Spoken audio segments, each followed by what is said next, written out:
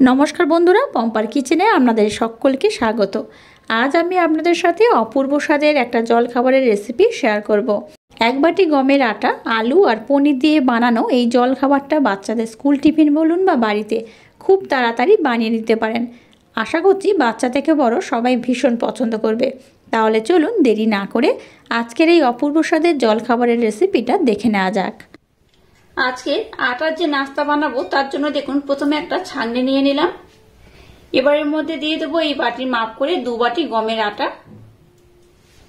এই 2 বাটি গমের আটা দিয়ে দিলাম। আর এর মধ্যে দিয়ে দেবো এই বাটির মাপ করে 1 বাটি ময়দা। এবার আটার ময়দাটাকে একসাথে আমি চেলে নেব। এইভাবে যদি একটু চেলে নাস্তাটা বানান তাহলে কিন্তু খুব ভালো হয়। এখানেই আমি পরিমাণ মতো বা স্বাদ মতো একটু লবণ দিয়ে দিলাম। এবার সমস্ত উপকরণ একটু ভালোভাবে মেখে নেব। আচ্ছা, এখানে বলে রাখি আমি এখানে আটা ময়দা মিক্সড করে এই নাস্তাটা বানাবো। আপনারা চাইলে শুধু ময়দা কিংবা শুধু আটা দিয়েও বানাতে পারেন। তো আটার পরিমাণ বেশি নিয়েছি, ময়দাটা কিন্তু তার অর্ধেক নিয়েছি। যতটা আটা নিয়েছি তার অর্ধেক আমি এখানে ময়দা নিয়েছি। এবার দেখুন এখানে আমি কোনো রকম ময়ামের জন্য তেল বা বাটার বা ঘি কোনো কিছুই ব্যবহার করব না। নর্মাল জল এখানে দিয়ে দেব। অল্প অল্প জল দিয়ে একটা খুব সুন্দর ডো বানিয়ে নেব। ডোটা খুব নরম হবে না, আবার খুব টাইটও হবে না। এইভাবে কিন্তু ডোটা বানাতে হবে। তো ডোটা রেডি করার পর আমি আপনাদের দেখাচ্ছি ডোটা কেমন হবে। মিশ্রণটাকে দেখুন খুব সুন্দর করে মেখে নিয়েছি। আর মিশ্রণটা কেমন হয়েছে দেখুন, এই রকমই হয়েছে। খুব টাইট নয় আবার খুব নরমও নয়, একটু মিডিয়াম করে মাখাতে হবে। এটাকে আমি খুব সুন্দর করে মেখে নিয়েছি। এবার এটাকে 10 মিনিটের জন্য রেস্টে আমি রেখে দেবো। আর ততক্ষণে এই নাস্তাটা বানানোর জন্য একটা পুরের দরকার, সেই পুরটাকে আমি রেডি করে নেব। এবার এটাকে কিন্তু ঢাকা দিয়ে রেস্টে রাখবেন, ঢাকা না দিয়ে রেস্টে রাখবেন না, তাহলে কিন্তু মিশ্রণটা টাইট হয়ে যাবে। একটু ঢাকা দিয়ে এটাকে রেস্টে রাখতে হবে। পুরটা বানানোর জন্য প্রথমে দেখুন গ্যাসটা জ্বেলে দিয়ে একটা কড়া বসিয়ে কড়াটাকে মিডিয়াম গরম করে নিয়েছি। এবার এখানে দিয়ে দেবো 1 চামচের মতো বাটার। আর আজকে এই নাস্তাটা বানানোর জন্য আমি কিন্তু কোন রকম তেলের ব্যবহার করব না, একদম তেল ছাড়াই আজকে এই নাস্তাটা বানাবো। বাটারটাকে দেখুন খুব সুন্দর করে আমি মেল্ট করে নিয়েছি। এর মধ্যে দিয়ে দেবো সামান্য একটু গোটা জিরে, একদম অল্প করেই গোটা জিরেটা আমি দিয়েছি। এবার দেখুন বেশ কয়েকটা উপকরণ আমি নিয়েছি, একটা একটা করে এখানে দিয়ে দেবো। দিয়ে দেবো 2টো পেঁয়াজ। পেঁয়াজটাকে এইভাবে টুকরো টুকরো করে কেটে নিয়েছি, পেঁয়াজটাকে দিয়ে দিলাম। দিয়ে দেবো 3টে কাঁচা লঙ্কা।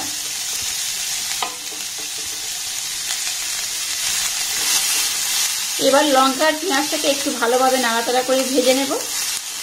এবার এই পেঁয়াজের মধ্যে দিয়ে দেবো স্বাদ মতো লবণ। লবণটা দিলে কি হবে, এই পেঁয়াজটা কিন্তু খুব তাড়াতাড়ি নরম হয়ে যাবে। এবার দেখুন একটা ছোট সাইজের আলু আমি একদম গ্রেট করে নিয়েছি। একদম সরু গ্রেটারের মাধ্যমে দেখুন এইভাবে গ্রেট করে নিয়েছি। একদম সরু সরু করে গ্রেট করবেন, তাতে করে কি হবে এই রেসিপিটা কিন্তু একদম পারফেক্ট হবে। আলুটাকে এবার আমি দিয়ে দেব। এই পর্যায়ে দিয়ে দেবো গাজর কুচনো, একটা বড় সাইজের গাজর আমি নিয়ে নিয়েছি।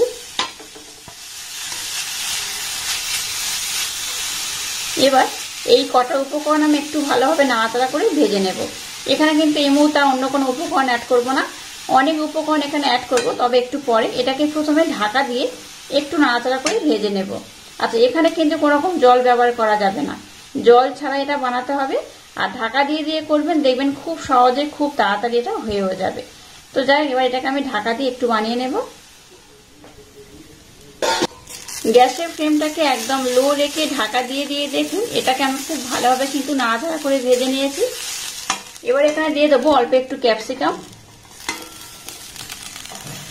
আর দিয়ে দেবো 200 গ্রাম পনির। পনিরের পরিমাণটা কিন্তু আপনারা কম বেশি করে দিতে পারেন। আর এই পনিরটাকে কিন্তু আমি খুব ভালোভাবে গ্রেট করে নিয়েছি। সমস্ত উপকরণ কিন্তু আমি গ্রেট করেই ব্যবহার করেছি। একটু গ্রেট করে ব্যবহার করলে রেজাল্টটা কিন্তু বেশ ভালো হয়। গ্যাসের ফ্লেমটাকে লো রেখে আবার এটাকে আমি খুব ভালোভাবে নাড়াচাড়া করে নেব। এখানে আমি আরো 2-1টা উপকরণ অ্যাড করব। আজকে যে হেলদি পুরটা বানাচ্ছি একবার হলেও আমার মতো ট্রাই করবেন, আশা করছি আপনাদের ভীষণ ভালো লাগবে। পুরটা যেমন খেতে ভালো হয়, আজকে যে নাস্তাটা বানাবো সেটাও কিন্তু অসম্ভব খেতে হয়।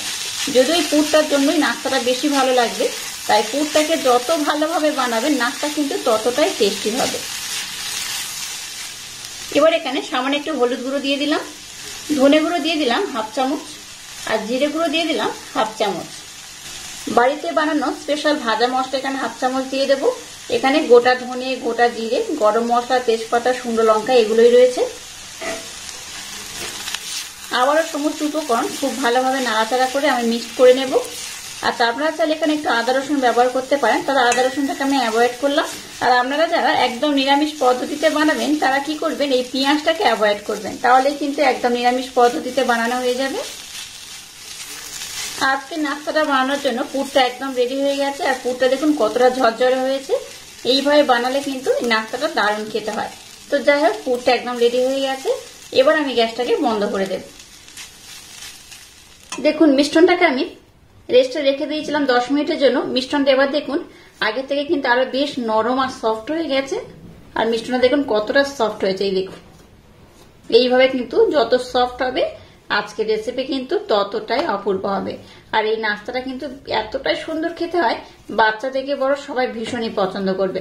তো যাই হোক, দেখুন মিশ্রণটাকে আমি খুব সুন্দর করে রেডি করে নিয়েছি। এবার এখান থেকে আমি দুটো লেচি কেটে নেব।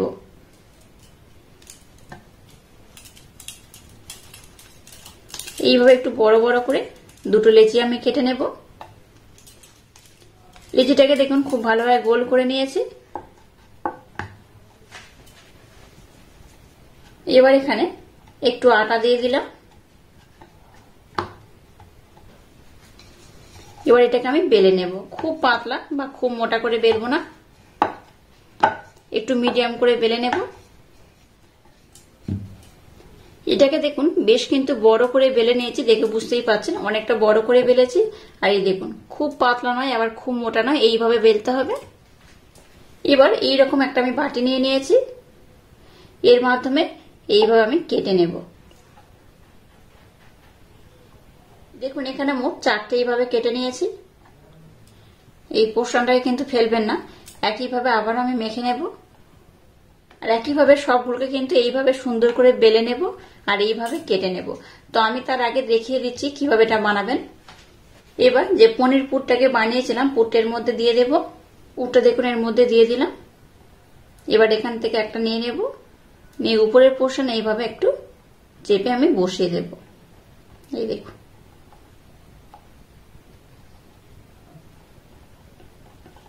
এবার এইভাবে একটু গোল করে নেব। এবার এখানে একটা ডিজাইন আমি করে নেব, সেটা আমি আপনাদের দেখিয়ে দিচ্ছি।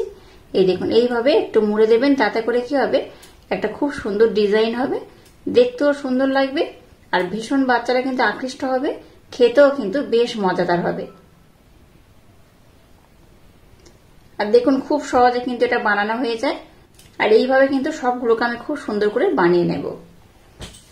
দেখুন সবগুলোকে আমি কত সুন্দর করে বানিয়ে নিয়েছি আর একদম দেখুন ইউনিক পদ্ধতিতে বানিয়েছি। আশা করছি আপনাদের ভীষণ ভালো লাগবে। চলুন এবার এগুলোকে আমি ভেজে নেব। এবার দেখুন গ্যাসটাকে জ্বেলে দিয়ে এরকম একটা কড়া বসিয়ে কড়ার মধ্যে তেল দিয়ে দিয়েছি আর তেলটাকে মিডিয়াম গরম করে নিয়েছি। এবার যে নাস্তাগুলোকে আমি খুব সুন্দর করে ডিজাইন করে বানিয়ে নিয়েছি সেগুলো এই তেলের মধ্যে দিয়ে দেব।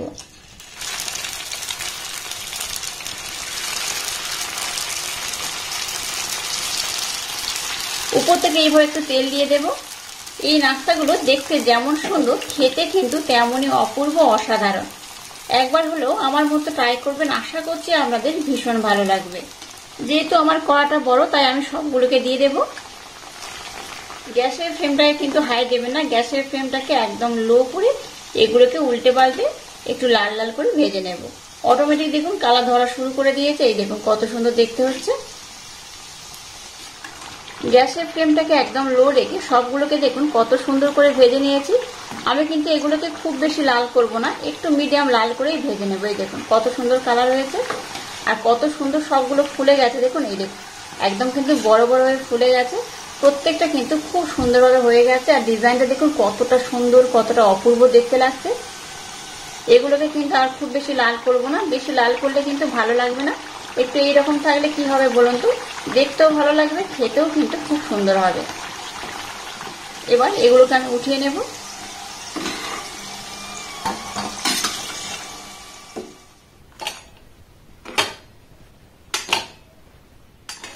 দেখুন সবগুলোকে আমি কত সুন্দর করে ভেজে নিয়েছি আর কত সুন্দর দেখতে হয়েছে। দেখুন এটা দেখতে তো ভীষণ আকর্ষণীয় লোভনীয় হয়েছে, এটা খেতেও কিন্তু তেমনই অপূর্ব অসাধারণ। এটা বেশ গরমও রয়েছে, যাই হোক তাও আমি আপনাদের কিন্তু ভেঙে দেখিয়ে দেবো এটা কত সুন্দর হয়েছে। আর ভিতরটা কিন্তু একদম পুরে ভরপুর, এটা কিন্তু বাইরে থেকে বেশ খাস্তা হয়। দেখুন আওয়াজটা শুনে বুঝতে পারছেন কতটা খাস্তা হয়েছে। এটা বাইরে থেকে যেমন খাস্তা, ভিতরে পুরে ভরপুর, খেতে এবং দেখতে খুবই অসাধারণ। আমি অবশ্যই একটা আপনাদের দেখিয়ে দিচ্ছি। দেখুন এই দেখুন, বেশ গরম রয়েছে বলে দেখাতে পারছি না। এই দেখুন, দেখলেন তো কত ফুলকো ফুলকো হয়ে ফুলেছে, তার জন্য কিন্তু হাত দিচ্ছে এইভাবে কিন্তু ভেঙে যাচ্ছে। এই দেখুন একদম পুরে ভরপুর, ভিতরে যেহেতু পনিরের পুর বানিয়েছি আর কত অসাধারণ দেখতে লাগছে। দেখুন এটা দেখতে যেমন সুন্দর, খেতে কিন্তু তেমনই অপূর্ব অসাধারণ। এইভাবে আমার মতো একবার হলো ট্রাই করবেন, আশা করছি আপনাদের ভীষণ ভালো লাগবে। আর আজকের এই ইউনিক স্টাইলে নাস্তার রেসিপিটা যদি আপনাদের ভালো লাগে তাহলে চ্যানেলটাকে লাইক, শেয়ার, কমেন্ট এবং সাবস্ক্রাইব করবেন আর পাশে থাকা বেল আইকনটা প্রেস করে দেবেন। তাহলে টাটা, আবার দেখা হচ্ছে নতুন কোনো রেসিপি নিয়ে।